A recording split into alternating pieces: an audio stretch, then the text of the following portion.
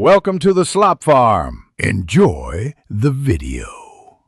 You start by preparing what you actually need now. Plug in your webcam or connect your Face ID phone to the same network, sign into Roblox Studio, and enable the experimental or avatar animation features in Studio settings. Once done, grant local network access and developer permissions so incoming tracking data can reach Studio. Make sure your phone's Live Link or Capture app is running.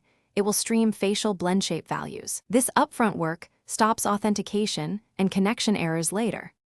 Now you bridge the capture stream into Roblox. Install or run a small bridge that receives your phone's AR kit or webcam blend shape stream and forwards it as UDP or OSC packets.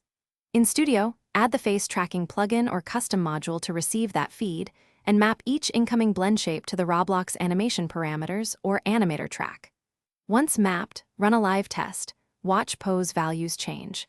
If the feed jitters, lower sample rate, or increase smoothing on the bridge, this stabilizes expression. Finish by wiring the live values into your avatar's animator or a network owner script so expressions replicate correctly to other players. Calibrate neutral pose on each session, apply small smoothing and dead zones to remove noise, and optionally record an animation clip for fallback.